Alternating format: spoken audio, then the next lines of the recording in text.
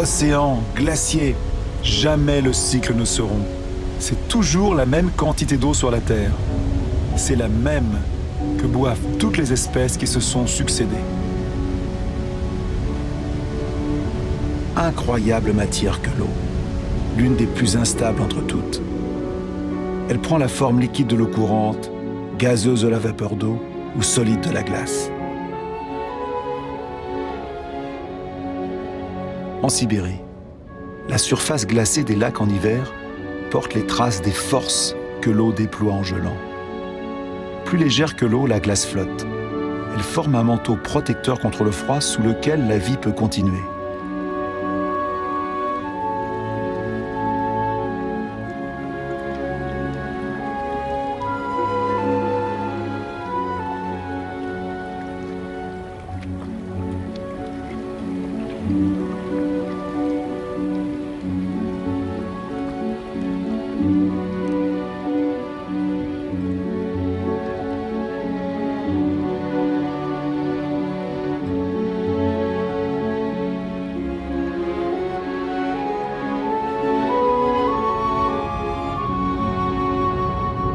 Le moteur de la vie, c'est le lien.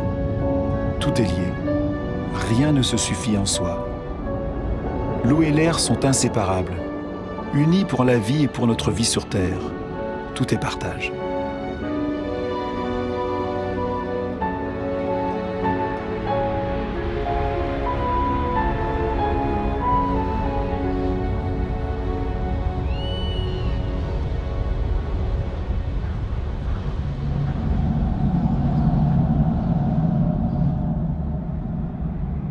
Cette lointaine tache verte, à la percée des nuages, est la source de l'oxygène de l'air. Les 70% de ce gaz indispensable à nos poumons proviennent des algues qui colorent la surface des océans. Notre Terre repose sur un équilibre où chacun a sa place, n'existe que dans l'existence de l'autre. Un équilibre subtil, fragile, qu'un rien peut rompre.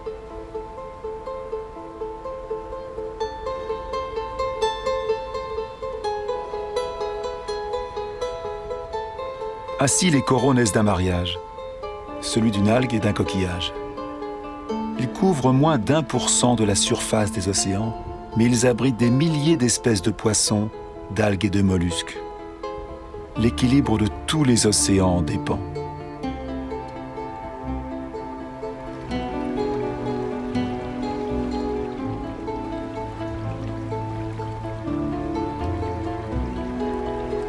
La Terre ne calcule le temps qu'en milliards d'années. Il lui en a fallu plus de 4 pour créer l'arbre. Dans la chaîne des espèces, l'arbre est un aboutissement en soi, une sculpture vivante et parfaite. L'arbre est un défi à la pesanteur.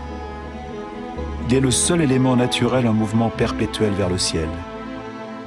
Il croît sans hâte vers la lumière dont son feuillage se nourrit.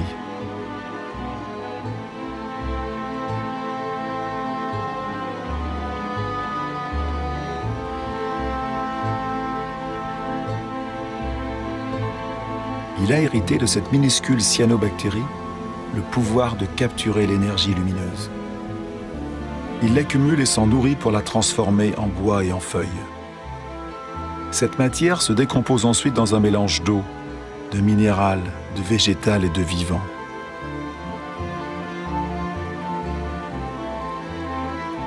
Et ainsi, peu à peu, se forment les sols.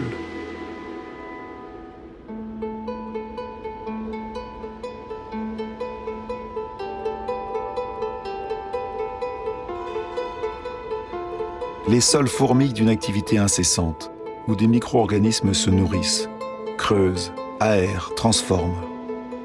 Ils fabriquent l'humus, ce manteau fertile auquel toute vie est liée sur les continents.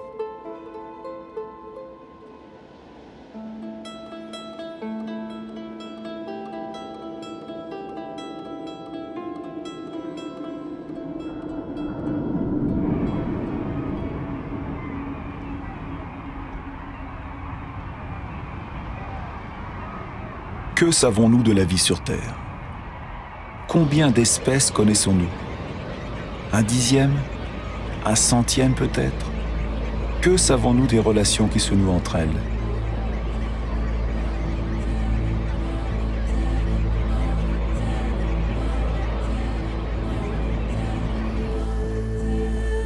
La Terre est un miracle. Le vivant reste un mystère.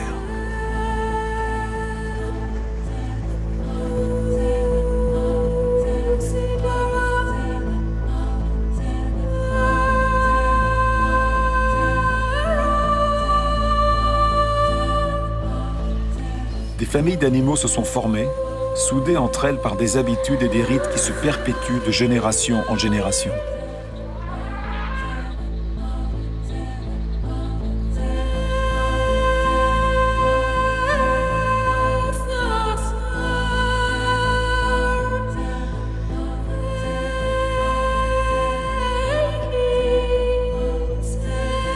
Certains se sont adaptés à la nature de leur pâturage, et leur pâturage s'est adapté à eux.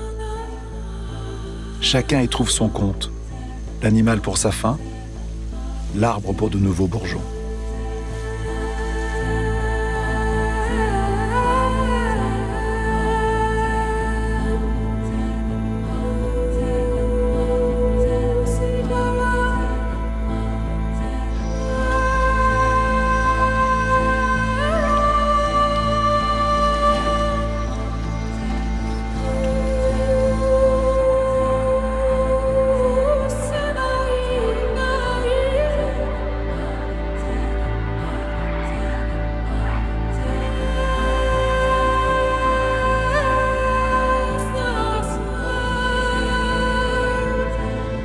Dans la grande aventure de la Terre, chaque espèce a son rôle, chaque espèce a sa place. Aucune n'est inutile ou nuisible, toutes s'équilibrent.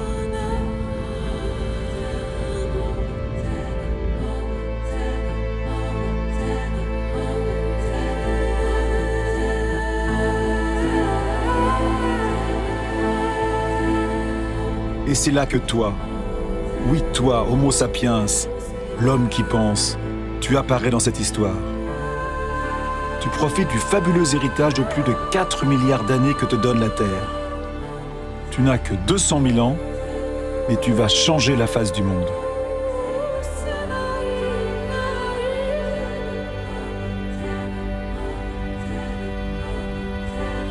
Pourtant fragile, tu vas conquérir tous les milieux, prendre possession de territoires entiers, comme aucune autre espèce ne l'avait fait avant toi.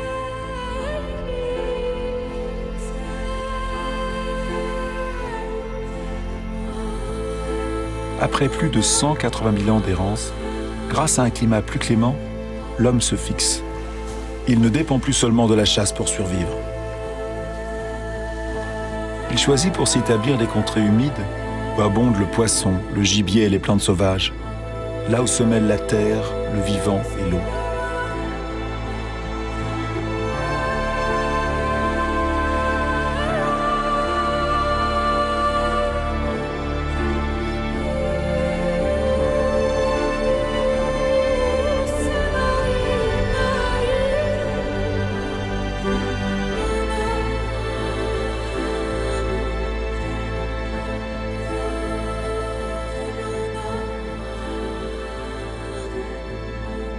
Aujourd'hui encore, la majeure partie de l'humanité vit le long des côtes, sur les rives des fleuves, des rivières et des lacs.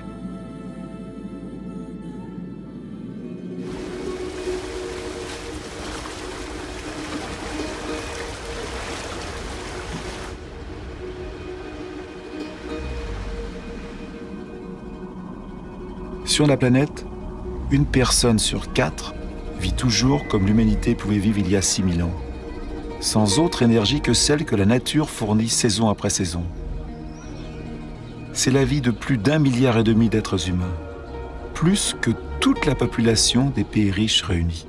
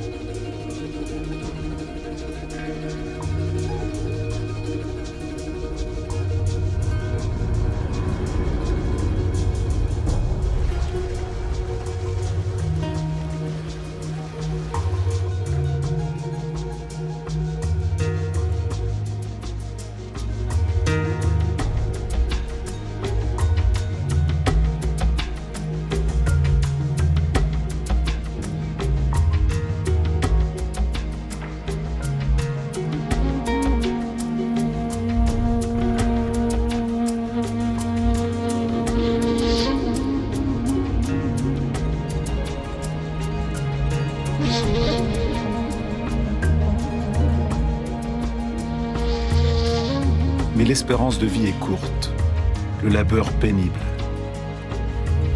Les aléas de la nature pèsent sur l'existence quotidienne. L'éducation est rare. Les enfants sont la seule richesse, tant l'homme a besoin de bras pour assurer sa subsistance.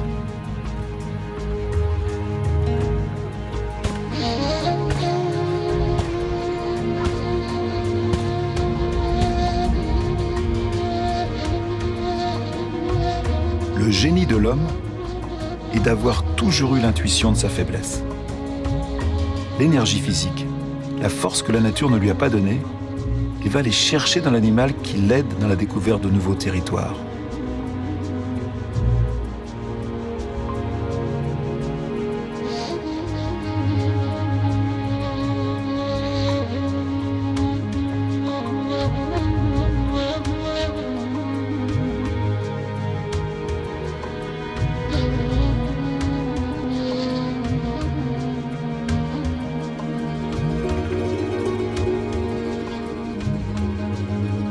Mais comment conquérir le monde, la faim au ventre? L'invention de l'agriculture a bouleversé notre histoire. C'était il y a moins de 10 000 ans. Elle fut notre première grande révolution.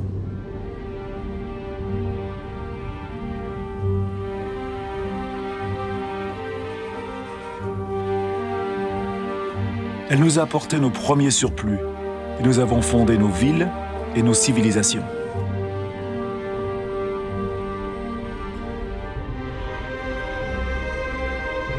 Le souvenir des millénaires de cueillettes sauvages s'est effacé. Les céréales dont nous avons fait le levain de notre vie, nous en avons multiplié les variétés. Nous avons appris à les marier avec nos terroirs et nos climats.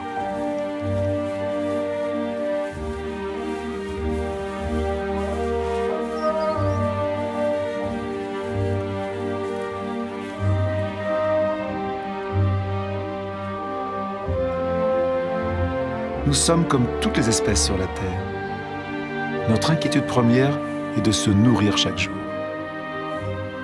Quand le sol est moins généreux et l'eau plus rare, nous savons déployer des prodiges pour extraire de la terre notre subsistance.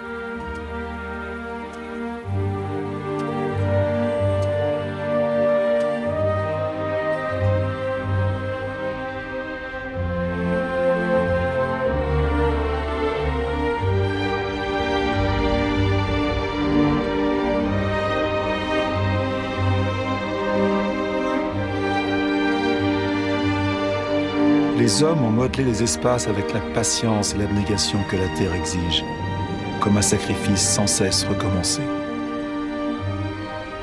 L'agriculture est toujours le premier métier du monde.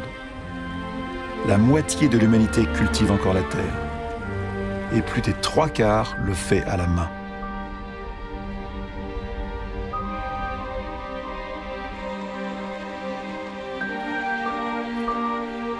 L'agriculture est comme une tradition qui se transmet de génération en génération, dans la sueur, le travail et la peine, parce qu'elle est pour l'humanité la condition même de sa survie.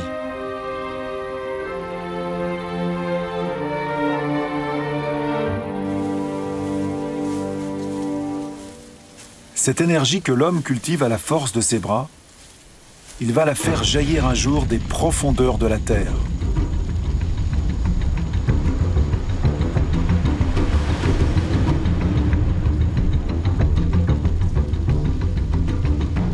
Ces flammes, c'est encore du végétal, une poche de soleil, de l'énergie pure. L'énergie du soleil captée pendant des millions d'années par des millions de végétaux il y a plus de 100 millions d'années. C'est le charbon, c'est le gaz et c'est surtout le pétrole.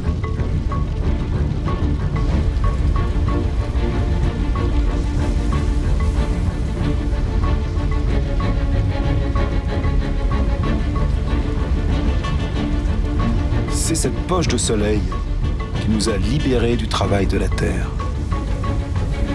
Avec le pétrole, s'est ouvert le temps de l'homme qui s'affranchit du temps.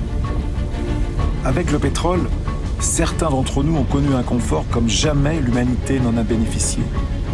Et en 50 ans, nous avons modifié la Terre plus rapidement que tous les hommes qui nous ont précédés.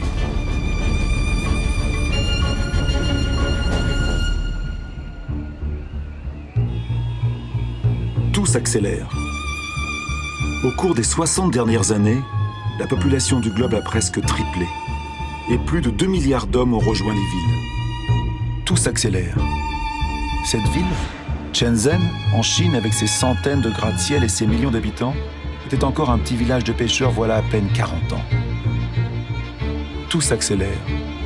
À Shanghai, 3000 tours et gratte-ciel ont été érigés en 20 ans.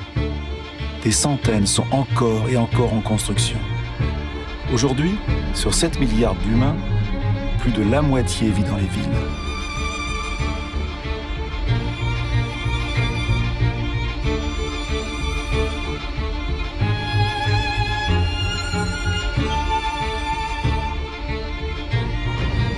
New York, la première mégapole du monde, est le symbole de l'exploitation de toutes les énergies offertes par la Terre au génie des hommes.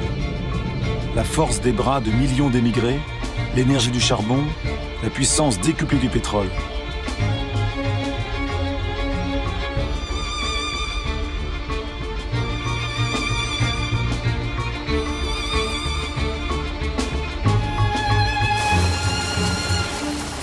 L'Amérique a été la première à utiliser la puissance nouvelle et prodigieuse de l'or noir.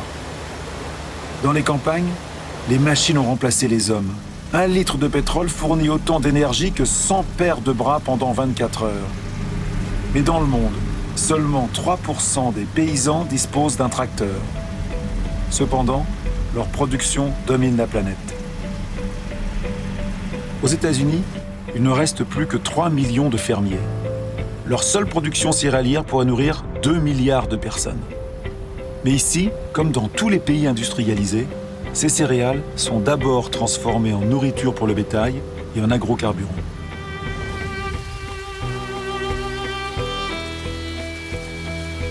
L'énergie de la poche de soleil éloigne le spectre des sécheresses qui hantaient l'agriculture. Aucune source d'eau n'échappe à une agriculture qui prélève 70% de l'eau consommée par toute l'humanité. Dans la nature, tout est lié. L'extension des surfaces cultivées et les monocultures drainent une faune encore plus grande de parasites.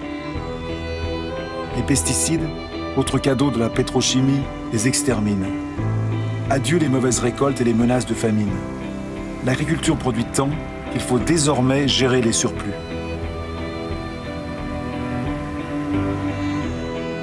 Mais la majeure partie de ces produits toxiques se dispersent dans l'air, les sols, les plantes, les animaux, les cours d'eau, les océans.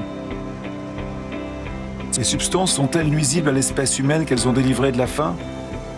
Ces agriculteurs, protégés par leur combinaison jaune, le savent sûrement.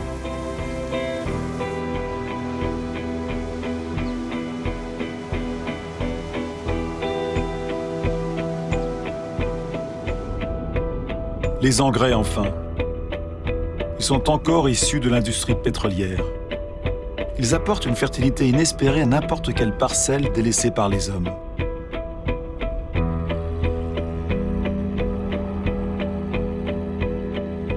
Les espèces adaptées au terroir et au climat laissent la place aux variétés les plus productives, les plus faciles à transporter. C'est ainsi qu'en un siècle, les 3/4 des variétés que l'homme avait sélectionnées pendant des millénaires ont disparu.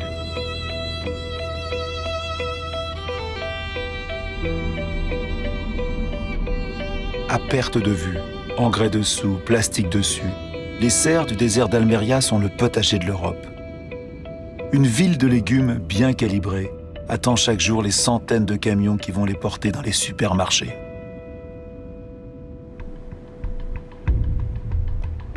Plus un pays se développe, plus ses habitants consomment de la viande.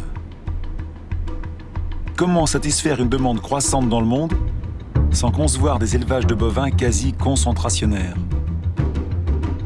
Tout s'accélère. Fabriquer de la viande, plus vite que l'animal, est devenu une routine quotidienne.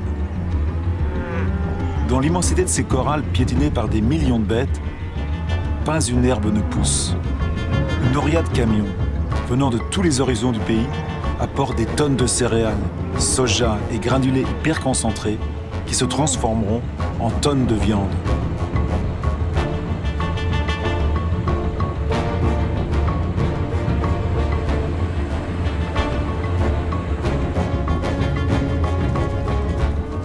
Bilan, il faut 100 litres d'eau pour produire 1 kg de pommes de terre, 4 000 pour 1 kg de riz, 13 000 pour 1 kg de bœuf, sans compter le pétrole pour sa production et son transport.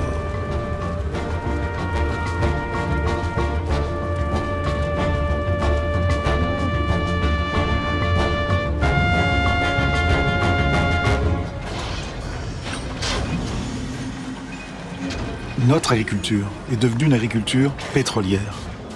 Elle nous a permis de nourrir 2 fois plus d'êtres humains sur la Terre, mais elle a remplacé la diversité par la standardisation. Elle a permis d'offrir à beaucoup d'entre nous un confort inespéré, mais elle rend notre mode de vie totalement dépendant du pétrole. Voici la nouvelle mesure de notre temps. L'horloge de notre monde bat désormais au rythme de ces mécaniques infatigables posées sur la poche de soleil. La planète entière écoute ce murmure qui berce nos espérances et nos illusions. Elle prolifère avec nos besoins, nos désirs toujours insatiables et nos gaspillages. Nous savons que la fin de ce pétrole bon marché s'annonce, mais nous ne voulons pas le croire. Pour beaucoup d'entre nous, le rêve américain s'incarne dans le nom d'une cité emblématique, Los Angeles. Dans cette ville qui s'étire sur plus de 100 km, le nombre des voitures est quasi égal au nombre d'habitants. Chaque nuit s'y joue la fantastique parade de l'énergie.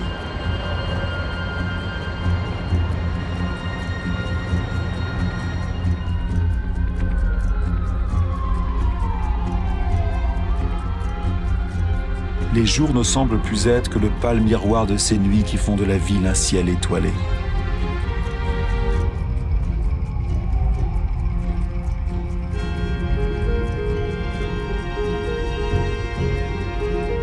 Tout s'accélère. Les distances ne se comptent plus en miles, mais en minutes. L'automobile redessine les nouvelles banlieues du chacun chez soi où des pavillons sages sont rangés sur le chandelier de rues sans issue. Ce modèle des pays bienheureux est devenu un rêve universel, propagé par tous les téléviseurs du monde. Même ici à Pékin, les pavillons standardisés ont effacé les pagodes.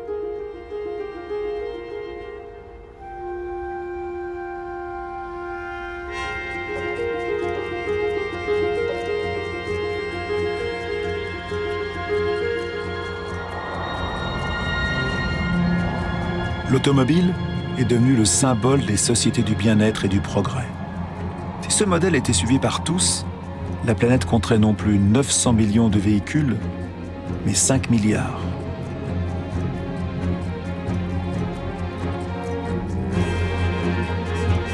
Tout s'accélère. Plus le monde se développe, plus la soif d'énergie croît. Partout des machines fouillent, retournent, arrachent à la terre les minerais enfouis dans ses profondeurs depuis sa création.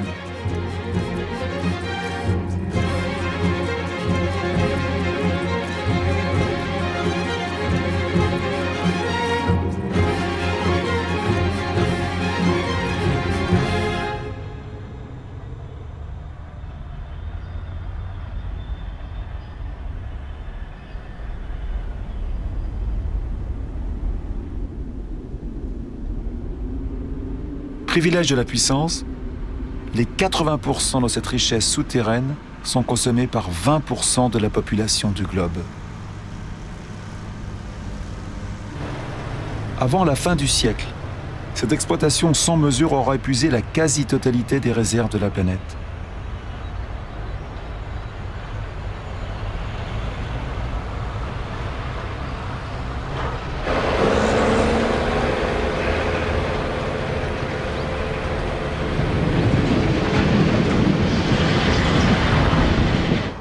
Tout s'accélère.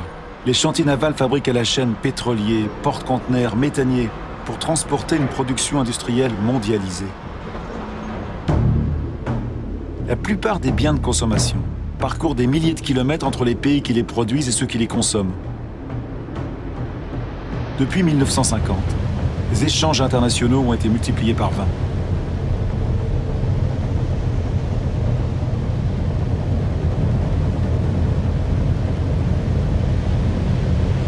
90% de ces échanges transitent par la voie maritime. 500 millions de conteneurs sont transportés chaque année.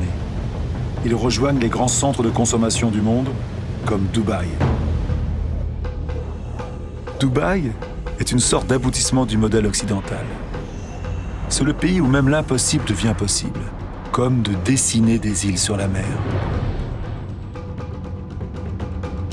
Dubaï a peu de ressources naturelles. Et avec l'argent du pétrole, elle peut faire venir des millions de tonnes de matériaux, des ouvriers du monde entier et édifier les gratte-ciels les plus hauts du monde.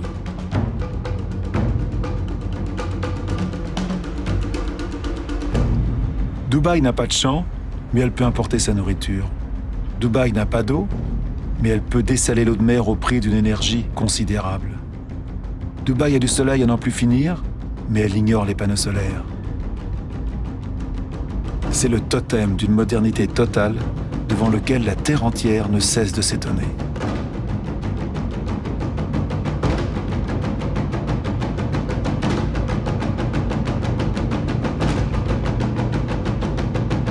Dubaï est comme le nouveau phare de tout l'argent du monde.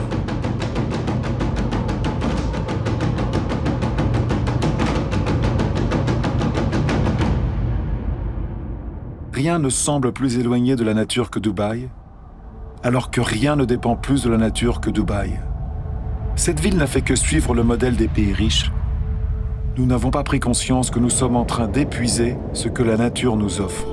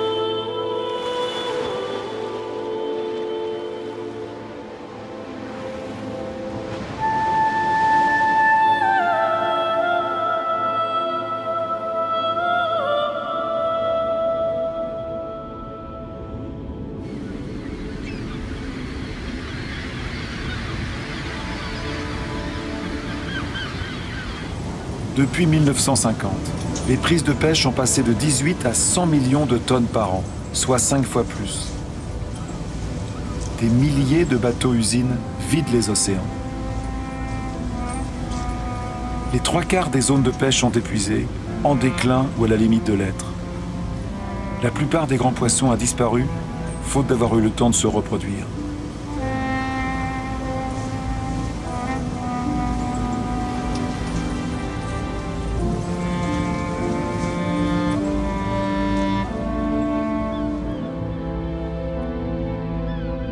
Nous sommes en train de casser le cycle d'une vie qui nous était offerte.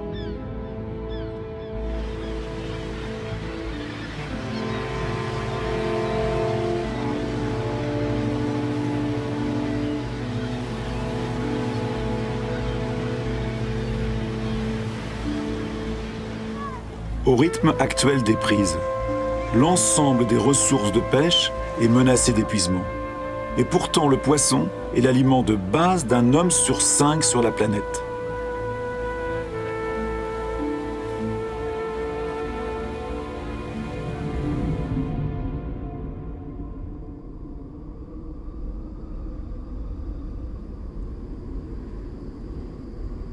Les ressources sont rares. Nous l'avons oublié. 500 millions d'hommes habitent les contrées désertiques du monde, davantage que toute la population européenne réunie. Ils connaissent la valeur de l'eau. Ils savent aussi l'utiliser avec économie. Ici, ils dépendent de puits alimentés par une eau fossile, accumulée dans le sol lorsque la pluie tombait encore dans ces déserts. Elle a 25 000 ans.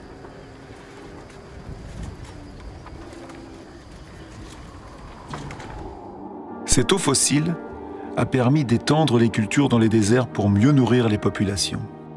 Ces champs arrondis sont dessinés par les carrousels qui les irriguent. Mais le prix à payer est lourd. Cette eau fossile ne se renouvelle pas ou très peu.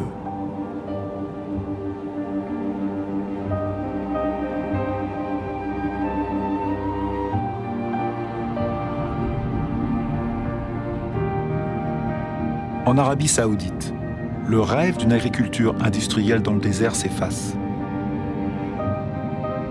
Ces points clairs qui semblent posés sur un parchemin sont les traces des parcelles abandonnées. Les carrousels d'irrigation sont toujours là, l'énergie pour pomper aussi, mais l'eau fossile s'épuise.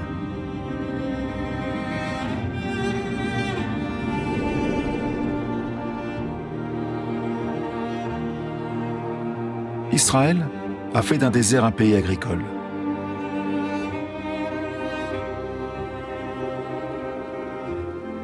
Même si ces serres sont désormais irriguées au goutte à goutte, les besoins en eau ne cessent d'augmenter avec les exportations.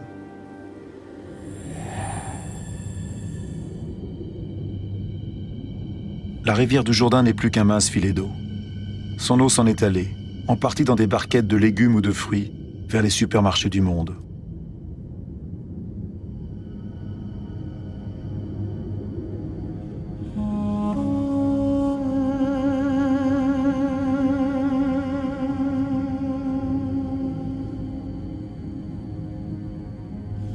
Le sort du Jourdain n'est pas unique. Sur la planète, un grand fleuve sur 10 n'atteint plus la mer pendant plusieurs mois par an.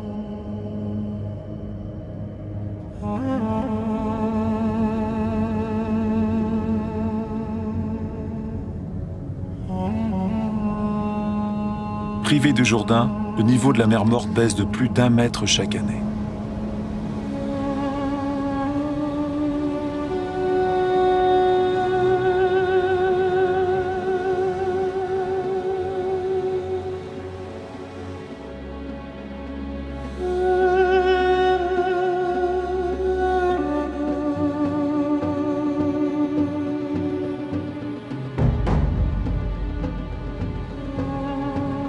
L'Inde risque d'être le pays le plus touché par le manque d'eau au cours de ce siècle. L'irrigation massive a permis de nourrir la population croissante et en 50 ans, 21 millions de puits y ont été creusés.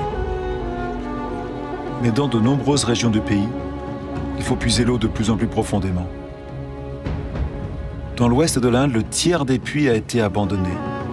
Les nappes d'eau souterraines s'assèchent. Ces immenses réservoirs recueilleront l'eau de la mousson pour recharger l'eau des nappes.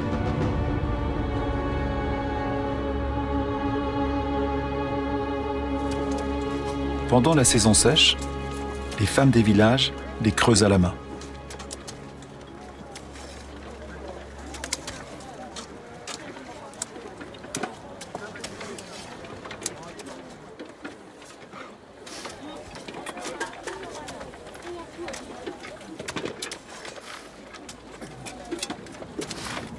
À des milliers de kilomètres, on dépense 800 à 1000 litres d'eau par jour et par personne. Las Vegas a été créé en plein désert. Des millions de personnes y vivent. Des milliers d'autres les rejoignent chaque mois. Les habitants de Las Vegas sont parmi les plus grands consommateurs d'eau au monde.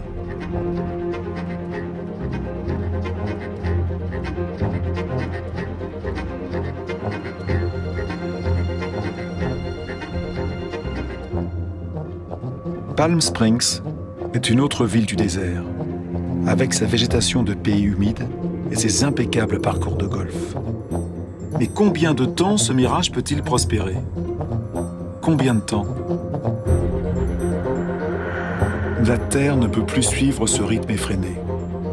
Le Colorado qui alimente ces villes est l'un de ces fleuves qui n'atteignent plus la mer. Le niveau des lacs de réserve aménagés sur son cours s'effondre.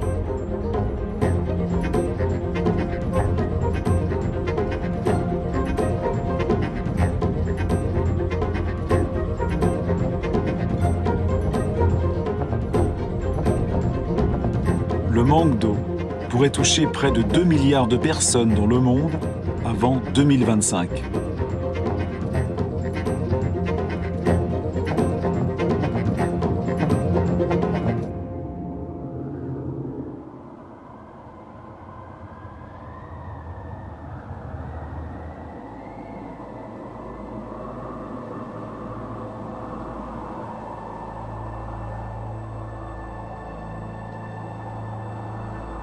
Les zones humides couvrent 6% de la surface de la planète.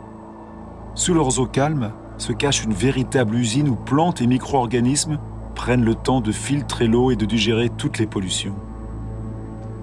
Ces marais sont les milieux indispensables à la régénération de l'eau et à sa purification. Ce sont des éponges qui régulent le flux des eaux. Ils l'absorbent à la saison humide et le restituent à la saison sèche.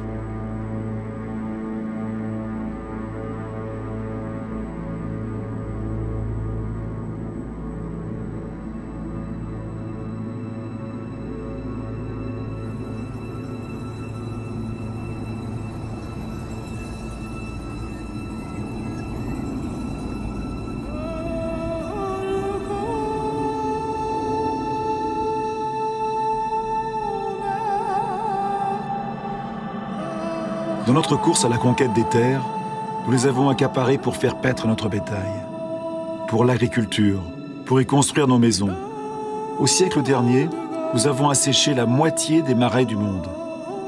Nous ne connaissions ni leur richesse, ni leur rôle.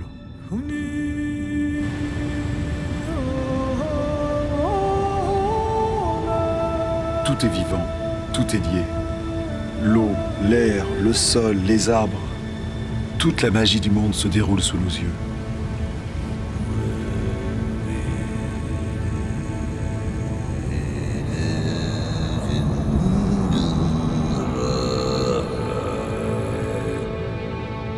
Les arbres respirent et renvoient l'eau du sol en brume légère dans l'atmosphère.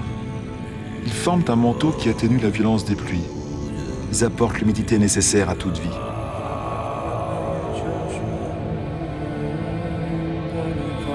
Les forêts stockent le carbone. Elles en contiennent davantage que toute l'atmosphère de la Terre. Elles sont l'une des pierres angulaires de l'équilibre climatique dont nous dépendons tous.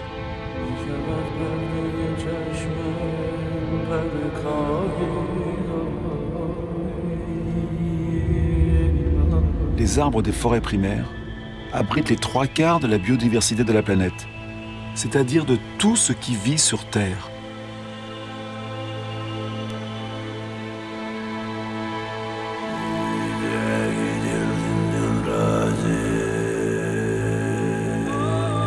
Ces forêts apportent les remèdes qui nous guérissent. Les substances que sécrètent ces plantes, notre corps peut les reconnaître. Nos cellules parlent le même langage. Nous sommes de la même famille.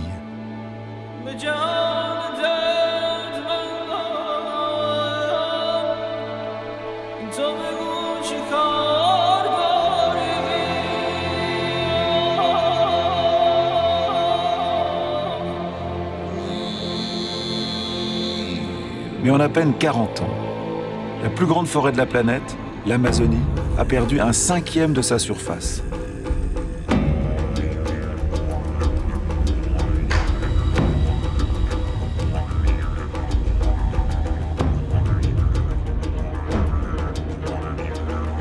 La forêt fait place à l'élevage et à la culture de soja. 95% de ce soja servira à nourrir le bétail et les volailles d'Europe et d'Asie. Et voilà comment on transforme une forêt en viande.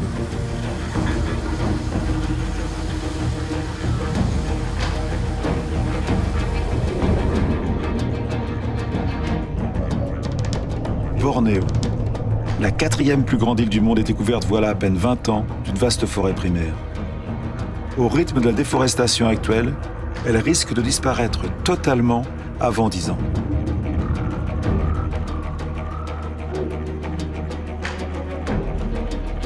Le vivant est le lien entre l'eau, l'air, la terre et le soleil. À Bornéo, c'est ce lien qui se brise dans ce qui fut l'un des plus grands réservoirs de la biodiversité sur Terre.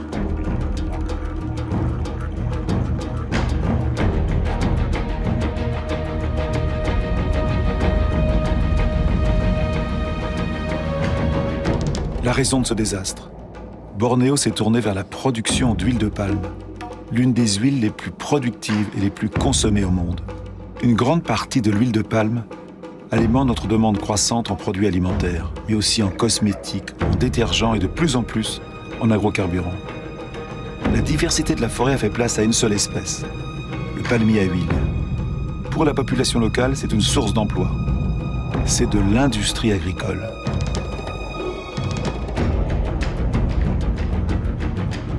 Autre exemple de déforestation massive, l'eucalyptus. L'eucalyptus sert à fabriquer de la pâte à papier. Les plantations s'étendent à mesure que la consommation de papier s'accroît. Cette consommation a été multipliée par 5 en 50 ans. Au pied de ces eucalyptus, plus rien ne pousse, car leurs feuilles forment une litière toxique à la plupart des autres végétaux. Leur croissance est rapide, mais elle épuise les ressources en eau. Soja, huile de palme, eucalyptus, la déforestation détruit l'essentiel pour produire le superflu. Mais ailleurs, on déforeste pour survivre.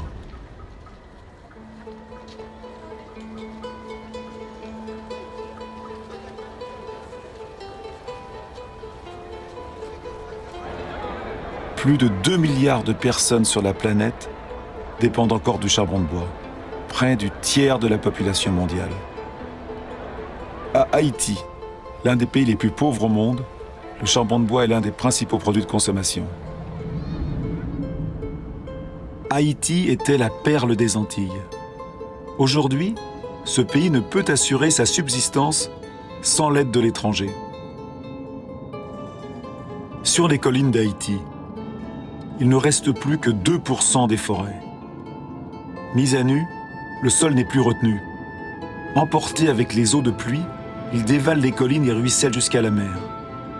Les sols sont de moins en moins cultivables.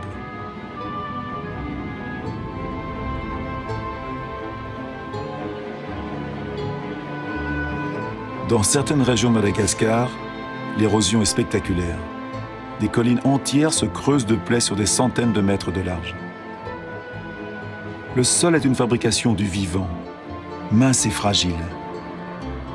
Avec l'érosion, la fine couche d'humus qui avait mis des milliers d'années à se former a disparu.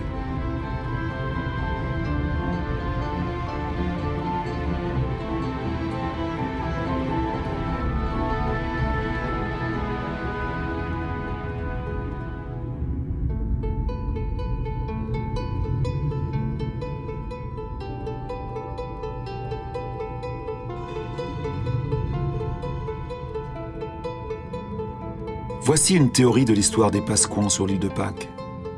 Elle peut peut-être nous amener à réfléchir. Ici, sur l'île la plus isolée au monde, les habitants ont exploité leurs ressources jusqu'au bout. Leur civilisation n'y a pas survécu. Il y avait sur ces terres les palmiers les plus hauts du monde. Ils ont disparu. Les Pasquans les ont exploités jusqu'au dernier. Ils durent ensuite affronter une érosion générale de leur sol. Les Pasquans ne pouvaient plus pêcher. Ils n'avaient plus d'arbres pour construire leurs pirogues.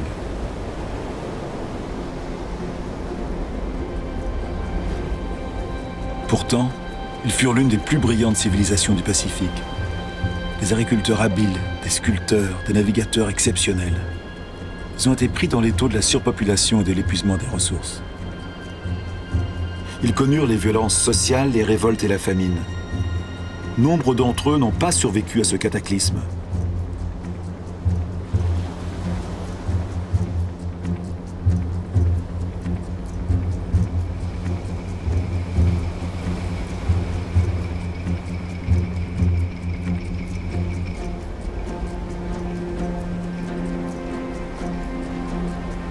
Le vrai mystère de l'île de Pâques n'est plus de savoir comment sont arrivées ces étranges statues sur l'île. C'est de comprendre pourquoi les Pasquans n'ont pas réagi à temps.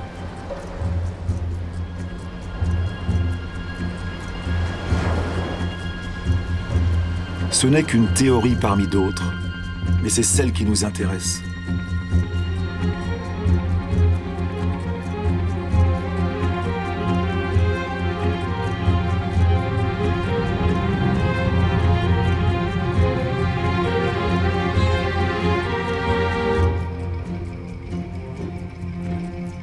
Depuis 1950, la population mondiale a presque triplé.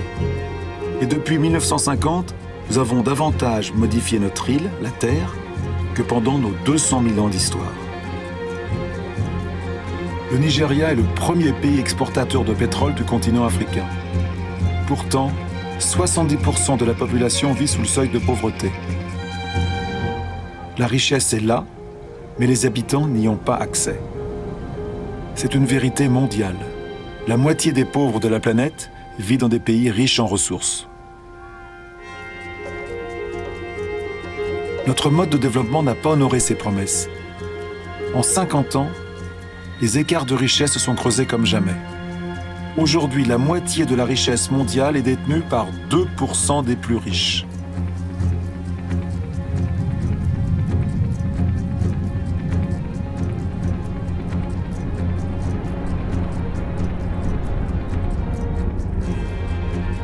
De telles disparités peuvent-elles encore durer? Ce sont ces disparités qui provoquent des mouvements de population dont nous n'avons pas vraiment pris conscience. La ville de Lagos comptait moins de 700 000 habitants en 1960 et elle en comptera 16 millions en 2025. Lagos est l'une des mégapoles qui croît le plus vite au monde. Ces nouveaux citadins sont principalement des paysans, contraints de fuir les campagnes à cause des difficultés économiques, de la démographie et de la disparition des ressources. Cette croissance urbaine est tout à fait nouvelle, car elle a pour moteur la pauvreté et non la richesse.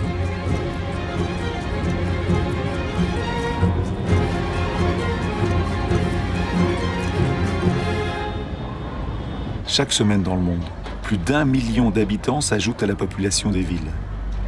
Chaque semaine.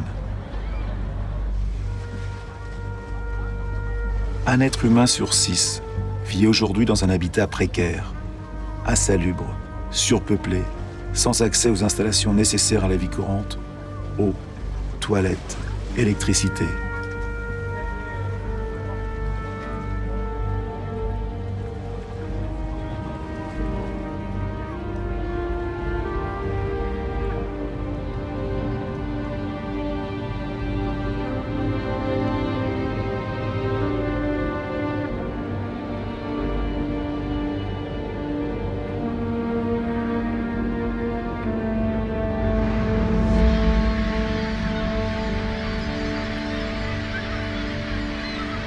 La faim croît de nouveau.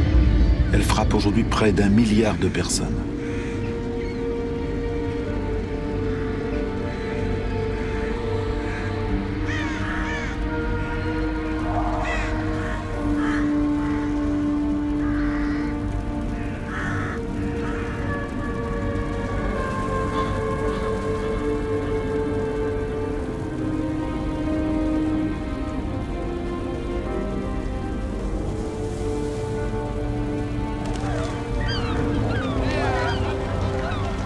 Dans les poubelles du monde, les plus pauvres fouillent pour leur survie, tandis que nous continuons à creuser en quête des ressources que nous croyons indispensables. Nous cherchons de plus en plus loin, dans des territoires jusqu'ici épargnés et dans des gisements de plus en plus difficiles à exploiter.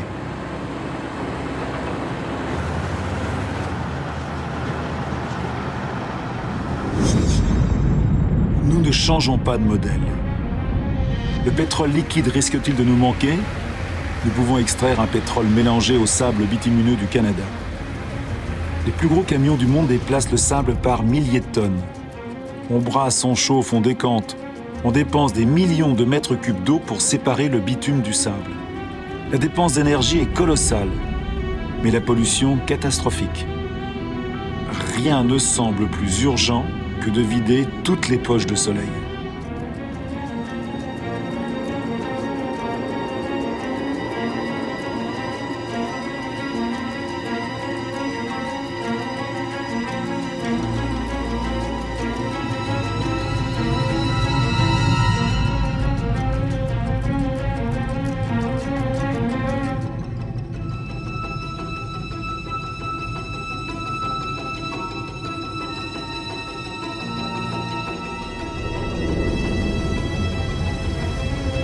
Nos pétroliers sont de plus en plus grands.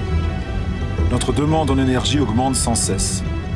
Nous voulons alimenter notre croissance comme un four sans fond, exigeant toujours plus de combustible.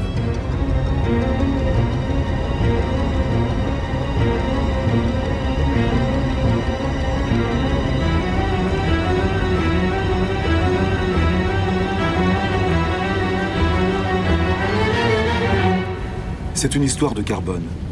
Ce carbone qui faisait de notre atmosphère une fournaise, que la nature avait capté pendant des millions d'années, permettant à la vie de se développer, nous en rejetons une grande partie en quelques décennies. L'atmosphère chauffe. L'image de ce bateau à cet endroit était impossible voilà quelques années à peine. Transport, industrie, déforestation, agriculture, nos activités rejettent des quantités gigantesques de dioxyde de carbone. Sans nous en rendre compte le moins du monde, molécule par molécule, nous avons bouleversé l'équilibre climatique de la Terre. Tous nos regards sont tournés vers les pôles. Nulle part ailleurs on ne voit mieux le changement climatique tant annoncé se réaliser. Il va vite, très vite. Le passage du nord-ouest qui relie à travers le pôle, l'Amérique, l'Europe et l'Asie se libère. La glace de la banquise arctique fond. Sous l'effet du réchauffement, la banquise a perdu 40% de son épaisseur en 40 ans. Sa surface en été se rétrécit d'année en année. Elle pourrait disparaître avant 2030. Certains disent 2015.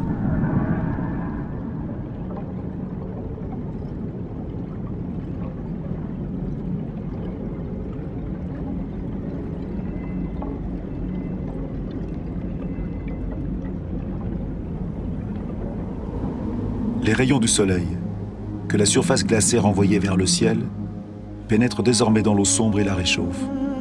Le réchauffement s'accélère.